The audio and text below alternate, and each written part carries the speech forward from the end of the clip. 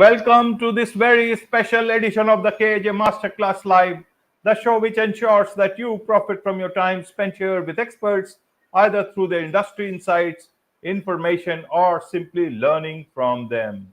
And today we have Dr. Albert Bramante. He's a seasoned talent agent, more than 2 decades of experience in the entertainment industry, holds a Ph.D. in psychology from Walden University. Additionally, he's certified hypnotist and NLP practitioner, and he brings a unique blend of psychological insights and practical expertise to his work. And now he empowers actors to overcome self-sabotage and unlock their full potential. Welcome to the show, Dr. Albert. Thank you, AJ. I'm really happy to be here, and thank you for that nice introduction. You are welcome. You are welcome, Dr. Albert. You are welcome to the show. You are welcome to India in this online form. And I'm sure not just in India, but a lot of people across the globe will benefit from what we are going to talk right now. We'll be talking about unlocking your full creative potential. That's for a lot of artists and other people. So we'll talk. But before we get into that, Dr. Albert, I want to understand a bit about your journey for the audience so that they know who they are listening to. Yeah, well, thank you. I've been in the industry for 20 years in the talent agency industry. As you know, I have a background in psychology. And I recently wrote a book about ending self-sabotage for performing artists. So through my years of experience, I have noticed a lot of actors, a lot of performers, or any creative types often get in their heads a lot. Self-doubt, negative thought patterns. And this can affect your potential in more ways than anyone can know. It can really block creativity. It can really stop the growth of information and as well as anybody's potential. So that's the reason why I feel working on your mindset is extremely important. Absolutely. Mm-hmm. Carry on. You were saying something. Well, I was going to say that it was not only the language that we use outwardly, but also the language that we use amongst ourselves is important, like internally, and the words that we, communicate to ourselves with. So if you're the creative type with the mindset of, let's say, a struggling or starving artist or entrepreneur or business person, what's going to happen is you're going to self-sabotage and block your area of success. And that's going to impede your performance. Okay. Could you explain that a bit for the people? Means how does it actually work on the ground? And also, you have a lot of qualifications. Why do you work only with actors? Any particular reason? Well, I work with all types. I mean, I specialize as actors because I work full-time as a theatrical talent agency in New York, agent in New York. So my professional job day to day is to find employment opportunities for, actors for stage, theater, film, TV, and commercials. So that's why I primarily focus on actors, but anybody can benefit from this type of work. Because, or anyone in artistic business, but I do specialize in that because I do work full-time in that area. But a lot of this information applies to everybody in every profession, not just actors and not just artists. It's really the fact of everybody. And so that's why I feel like my, the book, that I wrote really reaches to everybody, even though it's geared towards actors, because again, that's what I do professionally. I work with actors, full time. Right, Dr. Albert. Now, when you talk of self-sabotage, I want to understand that, especially from actors' point of view. How does it work? These people generally are, full of imagination, and that is what brings them to bring out so much of creative stuff to a lot of people all across the globe. So that's part of their personality, that they can imagine things which others will not be able to. When does it become negative for them? I want to understand that part for the audience. Well, it comes to time because actors face a lot of, day to day, they receive a lot of no's. They audition more than they'll ever get the job. So a lot of times auditions do not turn into, job opportunities or gigs. And so what can happen here is over time, this can start to create a source of self-doubt, insecurity. And then what that does is, even on a subconscious level, will create opportunities for safety. Play it safe, which might mean, on a self-sabotage level, not preparing fully for an audition, not studying adequately, not giving yourself enough time. And so what winds up happening there is that'll an almost surefire guarantee away of not getting the job, of not booking that role. And a lot of times it comes with fear. Now, another thing I talk a lot about is fear of success. Now, a lot of people, fear of failure is very common, but also a less common fear that's not talked about enough, I feel, is fear of success. What actually happens if you become successful, you get that dream job, you get that dream role for an actor. And a lot of times it's fear of change. It's when anybody becomes successful, their life is going to change.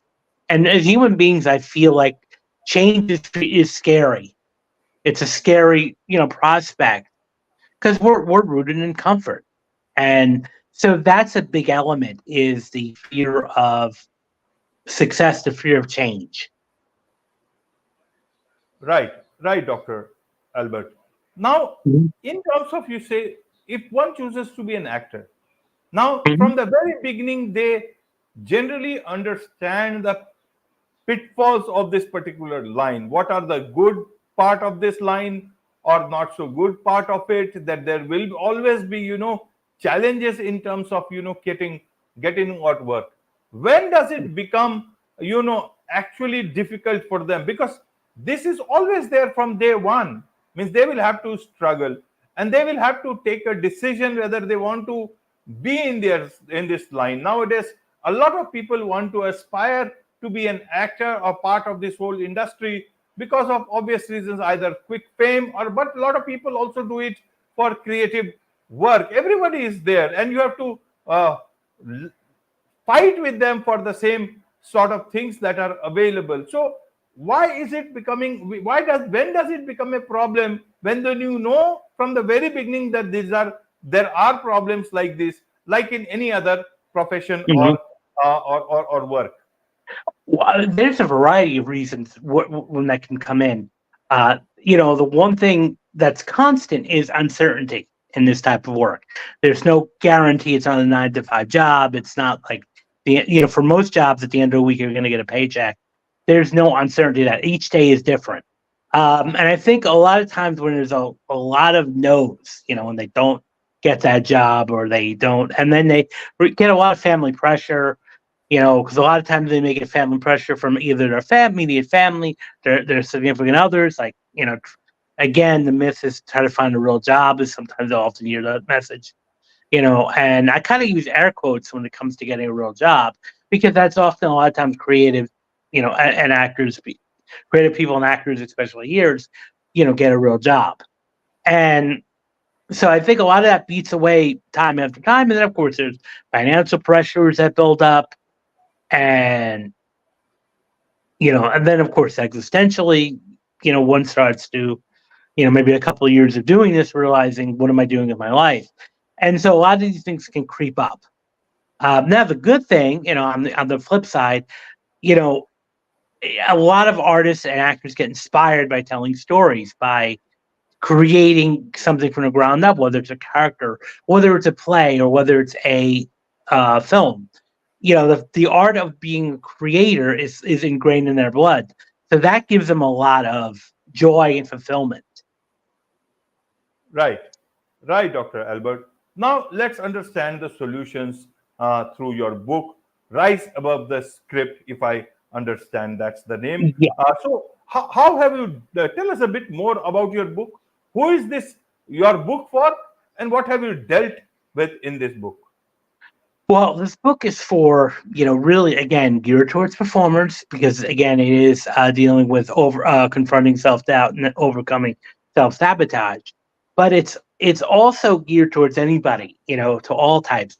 And we talk about, I dedicate chapters to self-esteem, self-efficacy, personality factors, as well as, fear of success. So the one thing that I often talk about is, perseverance, and developing a growth mindset is extremely helpful in this type of industry. And looking at not as like, failures, but looking at failures or as opportunities for feedback. There's one thing I often say is there's no such thing as failure, only feedback. So I think one of the messages I often tell actors, especially in this book, is not to beat yourself up if you have a bad audition. If you make a mistake, it's an opportunity to learn from it. And another misconception, another word I'm not a fan of, is the idea of rejection. Because a lot of people hear that in this industry. Oh, there's a lot of rejection. And one of the biggest sayings that I go by is that there's no such thing as rejection. It's just that your services are not needed for this particular job. And so the mindset is every time you do an audition, let it go. You do a job, let it go.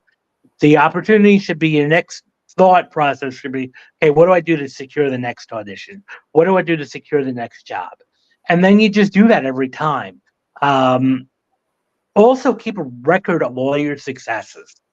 I often say a physical file, of all your successes.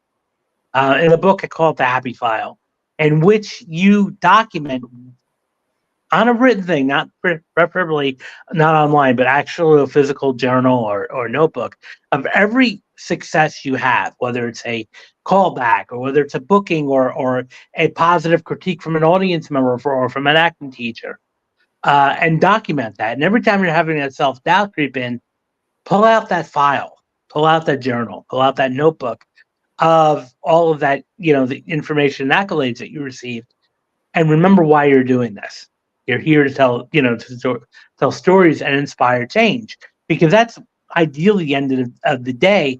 Theater, whether it's theater, film, or commercials, it's done to provide a change, whether a change of mood, persuading to do something, whether it's buy a product or participate in a movement, or just change their emotions. So I often say that actors are agents of change, artists are agents of change, and Absolutely. express the positive change. Right. Have you also dealt with that? There are other agencies also whose job is also to bring some sort of semblance to actors' life, because in terms of unions and all, I understand there are unions, but could there be more avenues like that where artists can get support from? Yes, absolutely. I mean, the unions are designed to do that, and they should do more of that. I mean, that's a whole nother discussion. However, I mean, we have like in the States, you have the Actors Fund, which provides like, financial or medical support or even psychological support. Um, Also, a big thing that I talk about is actors should also support each other, form support groups, form cliques, and with that in mind, with support set and funding of the support system, especially a personal network is extremely important. Who you associate yourself with, and so often tell actors like hang out with actors that are above you, artists that are above you, because that will empower you to do better.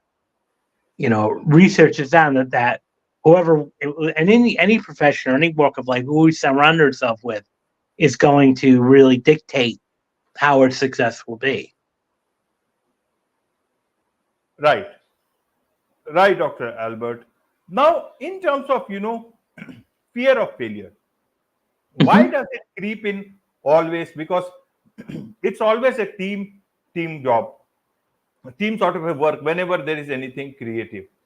In terms of getting work, that is only one aspect of that job. Why should one, how can people avoid looking at as failures things like this, or they have been rejected, when they know that these auditions are much more for not selecting many, but to for a particular role? And even big actors, top actors, they also get in case you want to use that word, rejected, but because only one has to get selected, and that too according to that particular role. Yeah, I mean, well, and that's the thing. I mean, it's because I think a lot of times, it has to go there with your identity too. Now, if you define yourself fully as an actor, not getting work after time is going to start wearing you down, or you place too much stock into an audition. A lot of the successful working actors look at auditions as an opportunity to work, an opportunity to have fun, and so they come in with less nerves and less anxiety, and that's going to be more likely to translate to, a better audition, because you're going in there to work. As an actor, when you go into audition, you have 1 or 2 minutes, if that, to showcase your skill. And so you can train the mindset to be like, look, you're there to show what you can do. Forget about being judged. It's about what you can do, what your product is, and Right. demonstrating a product. That's all it Right. is. Right, Dr. Albert. And what about talent agents? Do they also have to worry about getting enough work? Does it ever occur to you, or it, because the industry can be, passing through bad times, and even Yeah. talent? How do you deal with such issues at your end? Well, it's definitely a challenge because, in the States last year, 2023, we had 2 strikes, the union strikes with the actors and the writers. So that was definitely a challenging point. And, our industries, we only work, on commission. So we only are paid when the actor books a job. So technically, in the beginning, we're always working for free with actors, and that could be a challenge too, 'cause especially that, even in my line of work, there's no guarantees. There's no, weekly salary. So for me, that's why taking a growth mindset is important. So I will, sometimes I think for agents, what we have to do is become, inventive and become very helpful, maybe helping guide actors more with their auditions, looking at, their audition technique. Nowadays with everything being digital, especially after the pandemic, a lot of auditions are videotaped and virtual, so we can review them with the talent. In the past, auditions were like in person, face to face, and we never go on auditions with our talent, so we would never know what was happening. So now we have that added bonus of sometimes critiquing an actor and telling them what they can do better the next time. So those things are important. But it's just like with us, actors, casting directors, producers.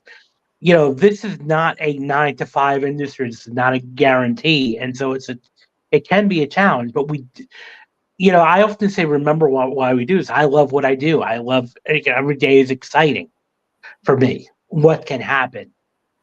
The opportunities are endless, and that excites me. And that's what I often tell anybody, whether you're an aspiring, up and coming agent, whether you're an up and coming, a studying actor, is this is important for you to remember why you're doing this. If you love what you do, that you've already won. Absolutely, Dr. Albert. I'm sure a lot of people would like to learn lots about all these things from you, also about your book, and also perhaps engage with you in terms of you being a talent agent. So, what is the best way for them to connect with you? Well, they can connect with me on LinkedIn, which is just Albert Bramante. Facebook, Albert Bramante, and then on Instagram, it's at Dr. Al, A-L, and then Bramante, B as in boy, Ramante. So those are the best ways to follow up. Wonderful. With this, it's a wrap on this very special edition of the KJ Masterclass Live. Thank you so much indeed for joining And us. thank you so much for having me. It's been a great pleasure.